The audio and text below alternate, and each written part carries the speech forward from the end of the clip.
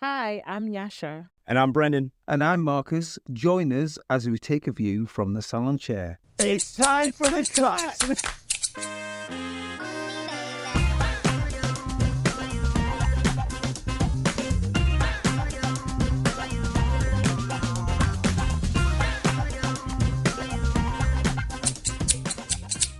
Okay, now let's start off with some news. The riots and disruption. What about you? Did you close up? I think it was the Monday before we started our work week, which we opened on Tuesday. Our head honcho, Kieran, basically sent us all a message, all the boys in the shop, and said, hey, I'm thinking it might be a smart idea for us to close on the Saturday, just because we think that, we're in kind of city center. We thought, with there also being a shisha shop next door to us, there might be some hate directed towards them and then fuel over to us. And it was a what next door? A shisha shop. Oh, yeah, right. So, yeah. You know what? I thought you said shoe shop. No. And that's where the reason why I'm saying that is because I know that loads of Crocs were stolen out of. Oh, right. Yeah, I didn't know about that. Yeah, did you not hear about it? And there were fake Crocs as well. So they weren't even real Crocs. Yeah. Yeah, we closed our shop, and I think everybody, when we put the word out, everybody was very respectful of it. They understood. I moved people around. It wasn't a huge issue. Of course, it was like... Were they going to the riots? Is that why they weren't? No. It was funny. I had a couple clients send me a text, and they were like, hey, can I get on Saturday? You're fully booked. If there's anybody that drops out, let me know. And I said, actually, we're closed. And they go, oh, don't worry about it. I'll come in next week. So, which is good because it just meant I don't know, people give a shit, What about you guys? What about you, Nash? I shut the shop. I shut the shop on the Wednesday. I think that was when it was there was a supposed riot, but then that's when the anti-protesters went to West Road. So yeah, most of the girls in the shop, they were really uncomfortable. And obviously as a person of colour, at first I didn't think it was that big of a deal. I got that people were saying it, but I was like, oh, they won't come past the shop. But then if I saw someone walking past the shop, I actually started getting anxious. I was just I messaged my clients. I was like, yeah, just for their safety and my safety, I'll shut the shop. And everyone was very much... interesting what you're saying from your perspective. I know you mentioned there quickly about everybody came out in support and, the anti-racism. So, that was a really good thing, right? Mm-hmm. People got together and said, no, we're not having this, Yeah. I think it's kind of, for me, I don't know, I'm a pretty political person, so I'm also an immigrant. You're an immigrant. For me, it's just I'm white, though, so if I was walking down the street, people wouldn't expect me to go, oh, that guy's an immigrant. And in fact, I would argue that most people that would be joining the hate marches basically would look at me and probably go walk up to me at a bar and be like, it's all about these immigrants. And I would say to them, well, I'm an immigrant. And they'd go, well, you know what I mean. Do you know what I mean? It's not about me. It's about the color of your skin. And that's the part that's frustrating. And in my opinion, I think that if people want to have a hate march, go have a hate march, but don't wear a balaclava. Just let everybody know who you are. Because I don't see the point if you're going to be such a hateful person that why we have to not know who that person is on the inside. If you stand by your beliefs, you should stand by your beliefs and believe in those things. You know what I mean? But then that's the thing that I was arguing with clients about that. I'm I don't think they know what they actually believe. So that's why they're hiding behind the mask, because if you knew what you were fighting for and you knew what the cause was, you'd be confident and you'd be bold about it. But a lot of these people, I think a lot of them just jumped on the bandwagon because someone said, oh, it's because of the immigrants. But if you really knew what you were saying, you'd be able to back up. Because I've seen interviews where they were like, oh, so why are you hating on these immigrants? And it's oh, they're taking our jobs. And then you ask them, have you applied for the job that's being taken? It's no, I don't have the qualifications. So it's there's that disconnect that I'm I've realized that it was literally just a bandwagon that everyone was jumping on. And that was me. Yeah. And that's why they were looting Greg's and all these shops. Because I'm that has nothing to do. Greg's. Yeah, I heard that. To do with the cause that you're saying you're fighting for. So I don't believe there's a belief that they really stand on, and that's why they're going to cover their faces. Because I was being facetious and satirical. I know why they're covering their faces. I'm just being facetious in the sense that we look at, for example, because I'm American, we look, and it's getting very, very political right now in the United States. I've looked into voting because I think it's really important for me to vote in my home country's election. And Charlottetown was a big thing for me. I remember when it happened. I remember where I was, and when people died in that, it was when the woman died in that, she was run down by a car by but all the Nazis that were all running around there, they weren't wearing masks. there was like Ku Klux Klan members, there was far-right members, and they weren't wearing masks because they felt emboldened. But then after that Charlottesville happened, they all lost their jobs and they were all like really upset. And so now anytime you see like far-right protesters in the United States, they wear balaclavas and everything like that because they're afraid of the repercussions of being fired from their jobs and things like that. But it's like, in my opinion, it's like, well, if you truly believe in those things, take your mask off. So when I say that, I'm being facetious. I agree with you. They don't really know what they believe in because they hear somebody else who's in political power to like distract them from what's actually going on. Like the people that are taking money from the middle class or taking money from the poor and giving it to their buddies in power and stuff. And that's ultimately the most frustrating part of it also.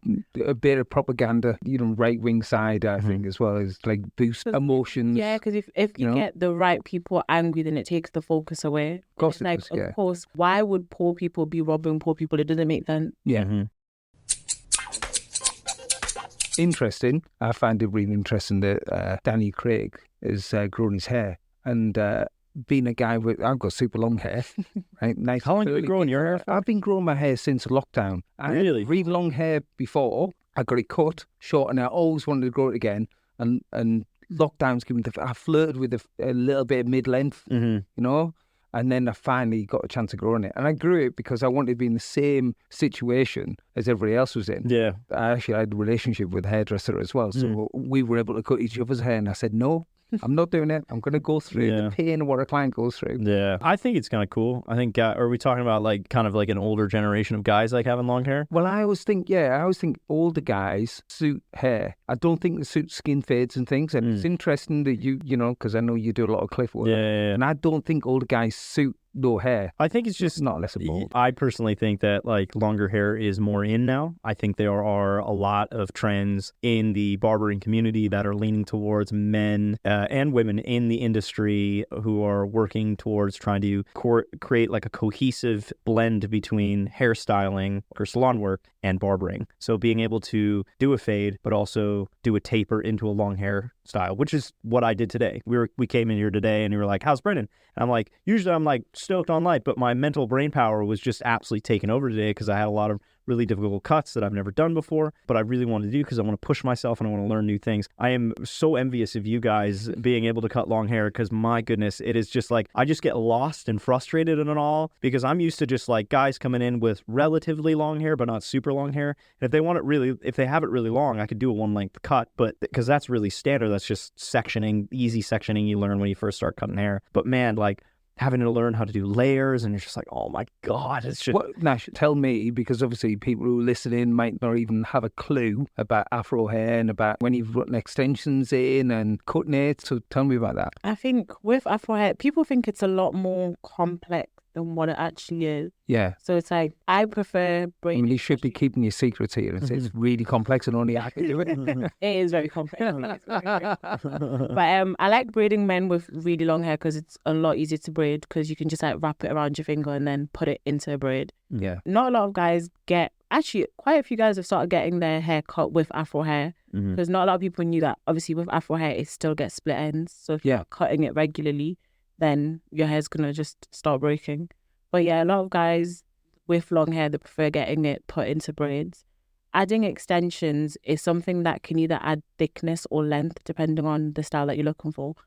It's not taboo, but a lot of guys don't like putting extensions to their hair because it's like, you're a man, you don't want to add fake hair into your hair. But it just makes the style maybe a little bit thicker and last a little bit longer. But that's really cool. So a lot of guys think it's not masculine. Yeah, I've had guys who like, my friends are like, oh my goodness, you've got fake extensions. And I'm like, now I kind of get it. Because when a guy's got like long, thick hair, it's something that it's like, when people say your hair is your crown, you feel confident to be like, to have your own hair. To be like, oh yeah, that's my hair. Like my hair's long enough to put into braids. And then they like compare it with the friends.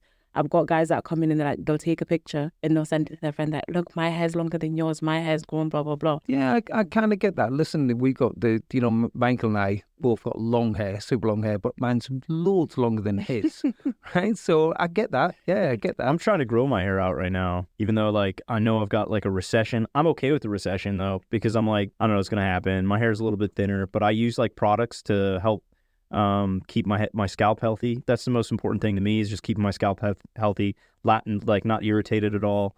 while I grow my hair out. So I have like a pretty rigorous like routine of like different products I use in my hair when I shampoo and condition and stuff. Because I hate dandruff. I don't like having dandruff. I've had it in the past as a kid. A very, very sensitive skin. But yeah, I use like a minoxidil, a finasteride to help kind of regrow certain areas of like pores that have closed up. And I've been on like this sort of like regrowth thickening hair journey for the last like almost about a year now. I started it bald. I shaved it off in like December or November.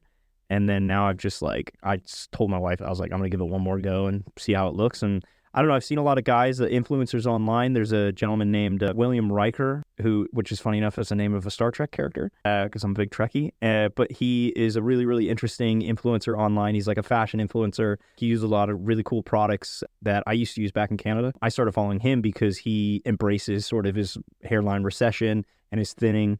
There's a couple of other Canadians that I follow as well that are in the hair industry, and they do the same thing. And they just like, a lot of guys are like rocking like skullets now as well. Yeah, that's like kind of a thing. Like I cut hair for a guy who comes in every 2 weeks and he's got a skullet and he rocks it. I think ultimately, worst case scenario, shave everything off, put a tattoo on my head. So listen, there's loads of guys that fill their hair in, obviously with hair transplants as well. I've had, I think maybe 2 Black guys that I know that have had hair transplants. Yeah. But I think it depends which country in Africa you're from, though, because like, most of them, their hair does go really, really thick. Yeah. But I've seen in America, some guys get wigs. But I think it's also because a lot of Black guys either have like a skin fade or like they have the top like or they have braids. So you can never really see. It's only as a hairdresser when I'm braiding some of their hair that you can see that there might be a little bit of thinning. Mm-hmm. But then if they get braids, which is a protective style, it does help stop that if it's done right. I try to be realistic with my clients as well. So if I have a client in and they'll say, "Oh, Brendan, I'm thinning in this area or I have recession here." I'll say, I'll be honest with them. I'll tell them, but I'll give them. I won't just say it and then not give them options. So anything I use product wise, I'll try first and then I recommend it to my clients. But when it goes from like shampoo to conditioner, like a lot of men, I think we've spoken about this before in the past. A lot of men don't know that they can use conditioner, and it's so important that they do. Yeah. Or some men don't wash their hair for like a week or 2 weeks at a time because some barber like 3 years ago told them it was a good idea to not wash their hair for like a month. And you're like, what? And then you cut their hair and it's just full of grime and gook on top, and you feel bad. But at the same time, it's just lack of education, because I would say that men in regards to I would say like beauty standards in regards to men is something that is more common nowadays, but I would say 20 years ago wasn't like super in the zeitgeist. I would say like dudes were just like getting their hair cut and leaving, you know what I mean? And that was that. But now men care about what their beards look, want longer haircuts, you know what I mean? That's why the salon and barbering world is so interconnected now, and there's so many more businesses out there like Menspire. I don't know if you guys have ever heard of Menspire. They're really, really popular with Joshua LaMonica, and he's super popular, and he's trying to push that envelope and try to make sure that we can sort of find an even happy medium and teach people in the new up and coming generation to like learn how to blend the two. You know, salons are also for men and barbering is for men and vice versa for men and women. You know what I mean? It's just I can't see anything wrong with that. Absolutely separation. I didn't really understand it either, but I think it's just a different classification of what you're learning, maybe. Because I think in the world that we live in, we don't see anything wrong, do we, like that? You know, I think the average person probably wouldn't know. Yeah. Do you know what I mean? The average person probably wouldn't know the difference between a salon and a barbershop. Yeah. But now that I know, because I used to go to a salon, but I know the difference now between a fade in a barbershop and a fade at a salon. Yeah. So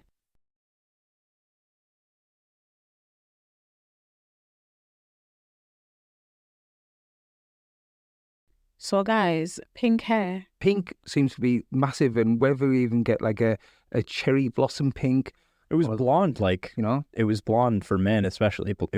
Blonde was a really big deal about 2 years ago, because I remember I dyed my hair blonde. Yeah. And yeah, now it's pink. Megan Fox, you know, she does her hair pink. So it's like, she does her hair like a lilac-y colour and a blue colour. So it's quite, you know, them vivid colours seem to have disappeared, then all of a sudden really hit back. Mm-hmm. I have a client that used to be a drag queen and now rocks pink hair. Like they dyed it like, it was like a month ago, and they came in the other day and they got a haircut, and I just said, oh my gosh, that looks great. It looks so cool. And then I got to put a cut over the side of it and give it a nice fade and stuff. And then they were like, oh, I'm going to go dye it again. And they showed me pictures, and I was like, wow, it's so. And obviously, like Joe Talbot has pink hair as well from Idols. Yeah. But yeah, it's definitely cool, I think. Yeah. When it comes to Afro hair, most of them usually just bleach it once to get that ginger coppery color. Yeah. But when it comes to, say, like other colors, it would be more so just extensions or a wig. Do you know who Dennis Rodman is? He's a famous basketball player that used to play for Chicago Bulls with Michael Jordan. And Dennis Rodman was like, he's like super, super popular back in the 90s and the early 2000s. He's also like best friends with Kim Jong-un, the dictator of North Korea. North Korea. Yeah. North Korea. And, but yeah, he used to dye his hair all the time. He was my favorite basketball player when I was a kid because he just looked so cool because I always thought it was cool because he dyed his hair like green and pink and blonde, and like he had a septum piercing before it was cool, and it was massive, and he had like lip rings, and he'd always wear like big sunglasses, and he just looked like he was a good, like had a big earrings. Yeah, big earrings. Yeah. But you say copper when you dye your hair, like black hair, Afro hair. If you dye it with blonde, it turns copper. So it's like, so how do you get the blonde look? But then that's what I'm saying. Not a lot of black people go blonde. Like if you bleach any hair from black, it's like a gradual process. So you start off like a gingery copper and then you bleach it again.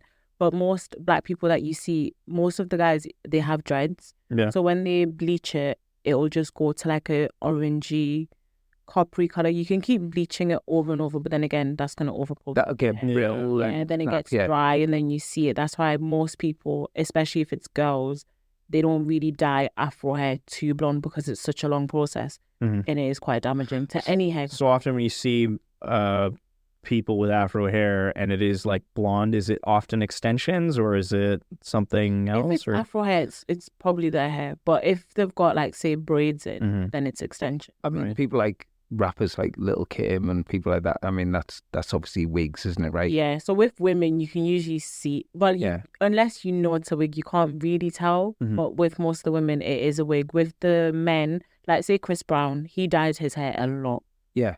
But then he just cuts it off and then it grows back quickly and then he just dyes it again. But he can dye his hair however he wants. But any person that dyes their hair that much... Yeah, it's pretty similar. That's why I was bringing it up because I remember Dennis Rodman like dyeing his hair blonde like all the time and then he'd get like get drawings in it and stuff like that. I remember. So the only reason why I brought him up is because I was trying to understand how you would then go through the process of over dyeing your hair because you can over dye your hair. Like if you bleach it too much, you can like damage your hair. I think they just get to a point because especially with Chris Brown, I know that every couple of months he'll dye his hair but then he cuts it off and then he starts again. So you can just dye it and then start again, dye it. For men, I think it's a lot easier because if your hair is quite short and you just cut it off, it's going to grow back quickly anyways. But for women, you can't keep shaving your hair off every single time. Because the clients of mine, I've got quite a few clients who like pink, you know, and, you know, they would be, I would say, from sort of 20 to 50.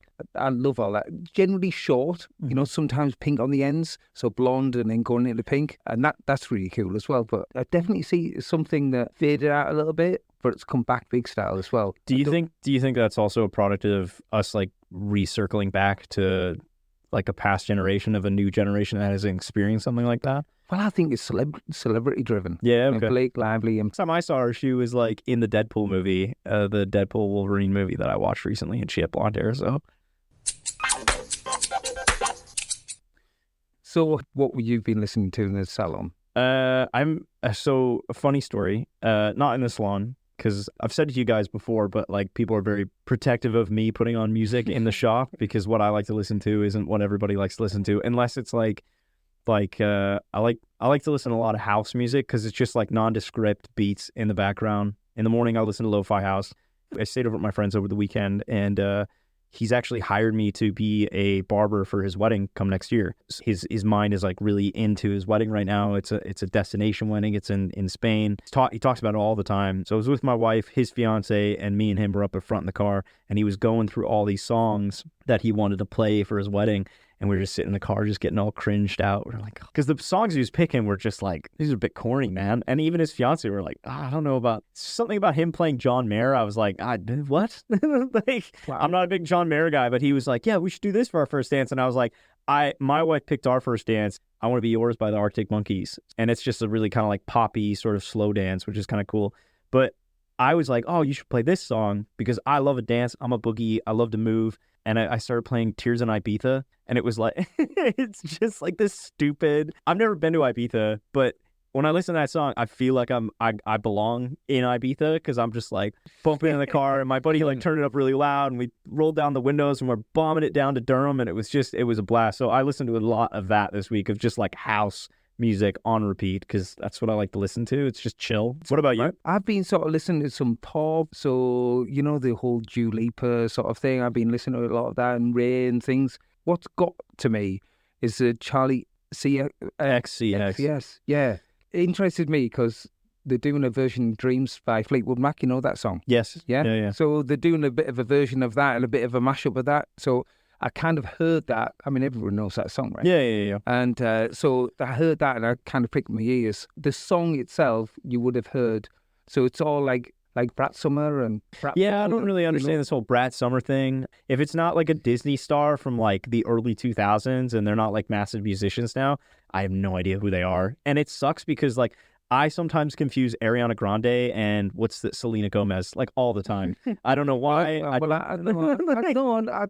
get you when you said that. You know what I mean? I just like, I think they're the same person. The only reason why I know that they're different is because one of them's in Wicked and the other one's not in the new movie that's coming out this Christmas. So, and I'm really invested in that. So also I got really into the hot goss about her and like her new boyfriend and stuff like that. So go tell me what I didn't know that. It's really like, it's kind of I don't know. It's just like it was something about like she was like best friends with this dude and they were working together, and the guy had just like, I think his wife was pregnant, and then she got together with him and they were like working together. It was really, and she like no, says Ariana Grande. Oh yeah.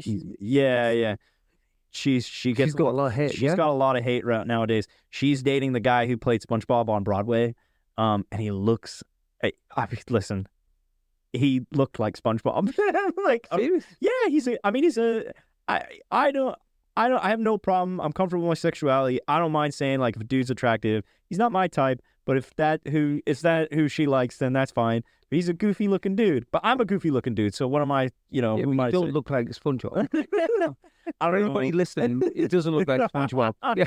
I don't know. Sometimes I might laugh like SpongeBob or something like that when I'm drunk. I like SpongeBob. SpongeBob was good shit when I was a kid. I loved it. See, that's the generation I came from. Like the early 2000s. Like that was the height of SpongeBob. I don't think there's many kids these days that watch SpongeBob or like, you know, they watch like Bluey, which is I've heard it's great, but I don't watch it. Or like. Yeah. You know, like SpongeBob. No, it's good. No, my son won't watch Bluey as much. Right. So it is. Okay, fair enough. Going back to music, it's funny you're saying that because I find that now generations now that listen to music listen to old. I just mentioned about Fleetwood Mac, and it's funny how now music is. I was just discussing this earlier.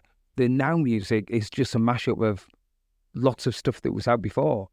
I mean, that's how art is usually, though. Well, I disagree because I think that everything was new at one time, you know, and I don't think anything's new now. I think everything's just mashed up as being old. You know, I think people just hold on to the sentiment because I think sometimes new music that's come out, it doesn't have the same effect anymore. But I don't think it's allowed to be. It's interesting you saying that, but I don't think I listen to music a lot. And listen to a lot of. Do you mean like samples? Are you talking about samples? Like artists using samples of other older music to play in their music? Everything's AI for a start off. Anything that's in like pop culture, I think it's all AI. I think that the voices are what you call auto-tuned as well. And like I listen to it, it sounds very plastic. And there's some groups out there, like we mentioned about the Ideals and Viagra Boys. They're another band that are amazing. And there's some bands out there, but they're not allowed to be as popular as say a lot of bands are so manufactured now. And I would say the industry in itself has just always been manufactured, though. Like I think, again, especially in regards to artists that are being heard more than others, especially in regards to the color of your skin, though. But I think. Do you not think that you know the even go back the 60s, like the Stones and you know, Jimi Hendrix and people, there was people allowed to be fresh and new. And I think that they scared the older generation music. And I think now that older generation of music has got the grips, and people are just interested in being famous, and that's it. Do you know who? You obviously know who Elvis Presley is? Yeah. So Elvis Presley got all his music from gospel church music. Yeah. So all of his music is just curated versions of shit that he grew up being a part of. But I wouldn't put him in that. Authentic. I think now, like you said, I don't know. People just want to be famous. If you listen to a lot of music now, it doesn't make sense. Like, there's not a lot of music that you can listen to now and be like, oh wow, that's really like Absolutely. I think so. You guys are more speaking from the idea that like art isn't art anymore because it's just like a reflection of what we used to make. This is a conversation that I have with my friends in regards to film all the time. When you break it all down, there's only like a set number of stories that are often told, especially in regards to, like, for instance, Harry Potter. That's just a hero's journey. It's almost exactly the same thing as any Skywalker character in Star Wars. It's the same thing. Break it down, it's all the same thing, bare bones. But then you could go back and say that that's just Shakespeare. So when we're talking about music, like punk, you had acid house. I'm trying to think of everything. You had obviously the 60s. You know, you had different genres. You had reggae was really, really big. You had I think people were more creative. Like they were allowed to be that. Yeah. I think I get what he's saying as well, in the sense that we think we have a voice, or people think they have a voice, but there's certain stuff that you can't say nowadays, I guess. And this brings me back to hair, because I was reading something about it was another hairdresser called Paul Safford. I don't know if you've heard of him. He's really big in Northern Ireland, really big actually in the UK, but really big in Northern Ireland. And he was on about the greats of hairdressing. You know, these rock star like people who are in hairdressing, like the Sassoons and the Sorbets and the guy who did the Shag, I can't remember his name now for the life of me. I mean, these were people, like, they were viewed as rock stars. Not even in the 90s, like Nicky Clark and people like that. And we don't seem to really have that now. Do you think that that is like people, because I disagree with you, because I think art is all subjective. So have you ever seen the film Exit Through the Gift Shop? It's a film that Banksy, the street artist, basically created sort of to have a conversation of what is real art anymore. So there's a character in the film. We don't actually know if I never really understood it, whether or not it was real. I've seen it hundreds of times. In the film, there's a character in his name. He goes by the street name Mr. Brainwash, and he's a manufactured artist. So he takes like a piece of already known art, and he'll like throw some paint on it, and then he'll put his name on the bottom. And it's like, do we consider that art, or is that just manufactured art? I would say art is still art, but does it have the same impact? Like, even that's some really interesting music. Like, that's a good point. Yeah. You know, back in the day, everyone probably still knows Leona Lewis. Yeah. Because of her music. But I think today, how many artists could we say that you can hear their voice and they have that much of an impact anymore? So I think if the more people are doing the same thing as the years go by, it's not as much appreciated. It doesn't have that much of an impact. Yeah, it gets diluted. But it's not on the same level. It doesn't hold the same meaning. And even the artists that are doing it, they don't do it with the same passion, because they just know, I can put out music, anyone's going to listen to it. But it's not actually changing people's lives. Maybe that just goes to show like the difference in what we all listen to, because like what I listen to, I would argue it is very impassioned. It is very full of passion and full of creativity. Like, I'm not a big Kanye West fan, and I don't like who he is, but like the music, I can at least say he does things that are weird and people like and are creative, and he's trying to say something. But we do you know what I mean? Know who he is, because I think, like, do you know, back in the day, there's still a lot of artists that most people in the world would know who they are because of the impact that they've created. Whereas now, say some of the artists you might know, we might not know them. Some of the artists I know, you guys might not know them. Yeah. I think collectively, we still could meet in the middle and be like, okay, we all know who the Beatles were. We all know who Leona Lewis is, because they had that much of an impact, I think, on a global scale where everyone can come together and be like, we know Bob Marley. Do you think that's just because we're allowed to maybe have a character? And I think that's what it is. I don't think people are allowed to have their own expressive selves. It's like certain people or certain groups can know this artist, but we wouldn't all be able to now sit down and say... What's a product of globalization, though? That's a product of us being more interconnected now and having more things to do. So we have more options to listen to things. That's why I feel like a lot of the reasons why the music industry is dying outside of just streaming platforms taking up all the financing through bands being able to make that money. The reason why bands back in the day were making so much money and why you hear the people like the Beatles is because they're producing 2 records a year. The Beatles were only together for 9 years, but they made like something around 20 albums or something like that. It was like 2 albums a year. The reason why they were so big, we had less to do. So we wouldn't all have televisions in our house. We'd have the radio. And so what would you do on a Sunday night? Well, you all sit around the radio and listen to the Beatles because they came out with a new song, because we've all got nothing else to do. We have so many different TV shows now where, you know, oh, I watch Game of Thrones. Oh, I've never seen Game of Thrones, but I watch this. And it's just because we have more options. It's funny you said that, right? Because you look at it more wider, and I look at people now are much more like tunneled. Really? Much more in their own. Really? Yeah, they just see straight ahead. Yeah, and it interests me because I think that they view everything from the phone, and that's why I get that impression. Yeah. And going back to hair, that's exactly why I don't think there's any large names in hair as much as possible. Yeah. I'm sure a lot of people disagree with that, you know. Well, who do you know in hair? Who would you list out? I mean, I would list friends that I know. I mean, I personally follow, like, there's a barbershop based in the Netherlands that I would always think, like, oh man, one day I'd love to go do like a course there or something like that. But who's that one person though? Who's that? He goes by the Bloody Butcher. He's got a shop in Shuram. It's a shop called Shuram Barbers. And they have a barbershop called, oh my gosh, yeah, it's called Shuram, and they're based in Rotterdam. So I've always thought about going there. They're amazing. Menspire with Joshua LaMonica. Like, I've seen him cut hair, and that's amazing. But these are all like industry people in regards to my industry. I don't know if you guys have that, but for me, definitely, you know, there's people like Angelo Seminara and people that have. I mean, there's loads. I can say, but I don't feel that there's people that. I mean, listen, Shampoo is a movie that was made even I was too young. About that. And like, he was the first guy that was no heterosexual hairdresser, because hairdressers were always gay. Yeah, you know, and or women. Like, exactly, or women. You know, the impression everybody got was the only people that ever did hairdressing. You know, everybody gets a haircut. Yeah. Everybody gets a haircut. And exactly. It's such a strange thing. But he was viewed as this. Yeah, it was Warren Beatty. It was, at the time in the 70s, was the best looking actor ever. Which is weird because he's not that great looking now. Well, yeah, but he's he's in his early 80s or something like that. Yeah, So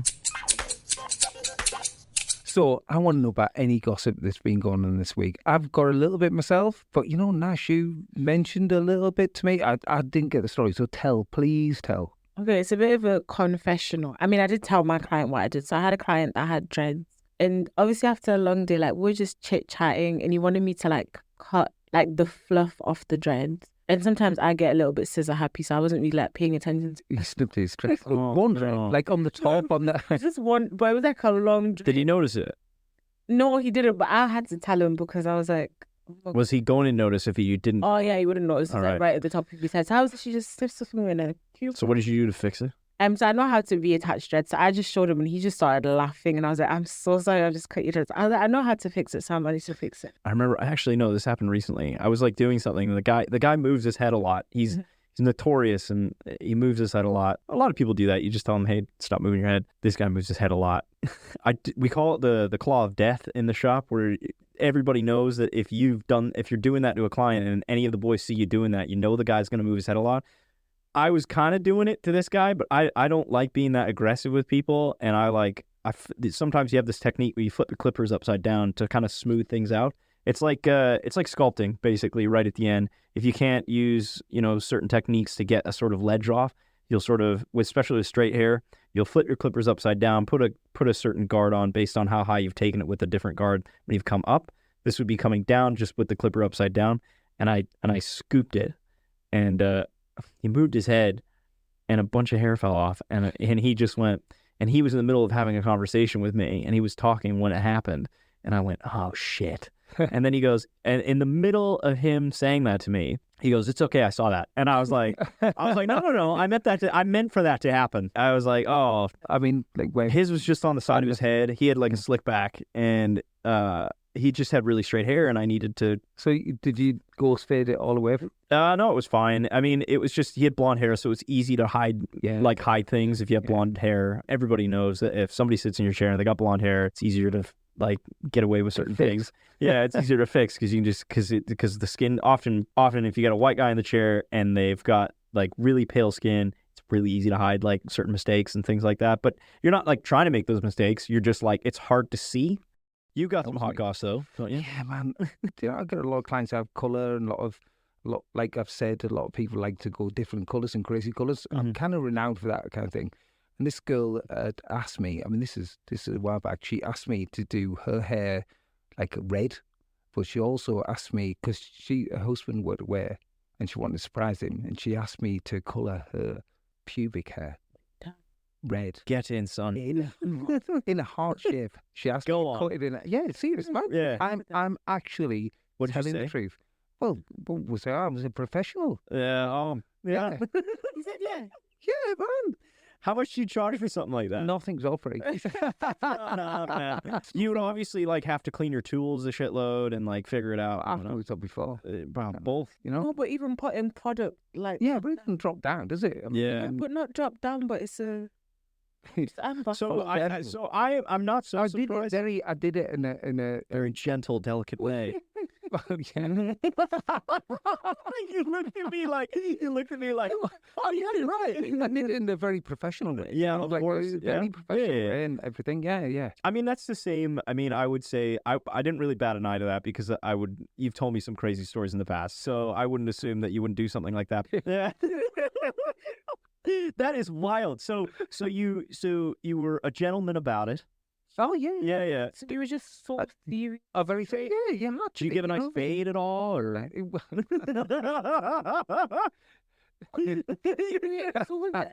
So I'm baffled. So where did you do it? Did you do it just around the pubic bone? Yeah. So everything else was kind of. Did she have to wear like special underwear or anything like that? Just sort of like covered it. Right. Yeah, okay. Cool. Just covered it. Yeah. This is so interesting. And what color did you dye it? Red. Red. No, like a pinky red. Like so did you dye it blonde first and then dye it red? Now she was quite light, so I was able to use. Right. You get away with it. Right. Otherwise, I would have had to bleach it up. Would have been up. Yeah, but people do bleach it up, don't they? Yeah. You know, pubic hair. Yeah. Yeah. That's pretty wild. Hair at the end of the day, man. Yeah, but it's different type of hair, though. Yeah, it's more coarse and things like that, so it might take longer. Well, often... I mean, it'll be hot there, ain't it? If you listen, like, bleach takes quicker than heat, and it's bound to be hotter there, isn't it? Yeah. You're putting it in your special place. Special place. Special place. Not in the special place. Yeah, not in the special place. The special place. Yeah, it's all right. If you have two consenting adults, Nash, and they go into a room and they say, I would like this.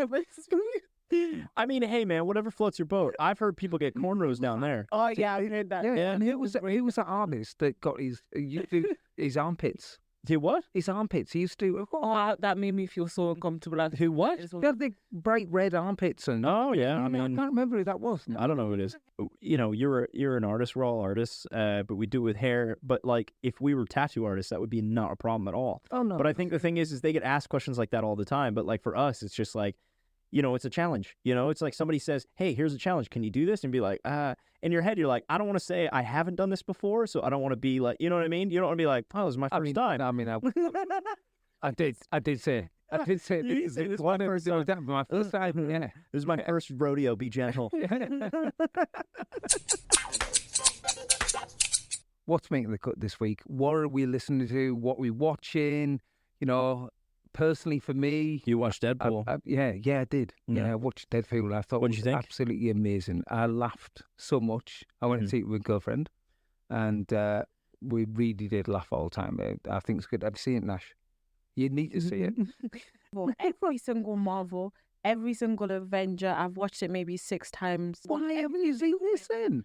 Deadpool is just the one that I've just not... The one that you haven't got into? I am obsessed right now with Game of Thrones because of, I mean, speaking of things that we're, into, really obsessed with Game of Thrones right now. I'm super into like the Game of Thrones lore right now because House of Dragon second season just came to an end since last we actually saw you guys, and then I found out that they were making another show that's coming out in early 2025, and it's a show about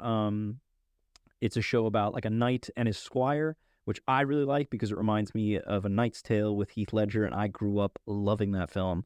In fact, so much so, that'll make the cut for me this week is A Knight's Tale with Heath Ledger. Yeah. That was one of my favorite films as a kid. I hadn't watched it in 15 years because I'm still upset, and I thought like when Heath Ledger died, it was like a family member dying for me. I remember being alone in my basement on my computer and going on MSN and like a homepage, and it was like he had passed away at the age of 28. And I remember when I turned 28, and I was like, I remember turning 28 and being like, oh my God, like I should get a tattoo. I still have not got my Heath Ledger tattoo. It's not because of the Joker. It was because it was a memory with my little brother and my older brother when we used to go on holiday and we used to watch that movie. So that's going to make the cut for me this week is A Knight's Tale. What's made the cut for me, I don't know if you guys have watched Supercell. I've heard of it. Yeah, on Netflix. It is so good. It's basically a bunch of Black people who have sickle cell anemia. But the people who have the sickle cell gene, it turns them into like superheroes. Like they've got a superpower, which I just thought the whole concept about it was very like aware. Like it was bringing awareness to the sickle cell disease, but then it just had a cool twist on it about, what if you do have superpowers? Yeah, I was just talking with my clients. I was like, okay, what superpower would you have? What kind of superpower would I have? Stuff like that. But it was just like, it was really empowering. Yeah, it was really beautiful. Yeah. Hey guys, I don't know if you know about Shabba. It's the Scottish Hair and Beauty Awards. They'll be here this Sunday, the 1st of September at the Hilton in Glasgow. Marcus will be attending this year. So if you guys are going to be there, whoever's attending, come over to the table and say hi. So that's all this week. Join us next time for It's the Cut. Subscribe and share our podcast. Each week we will be bringing you the view from the chair from me, Nash and Breadan. Me, Brendan McGee. And me, Marcus King.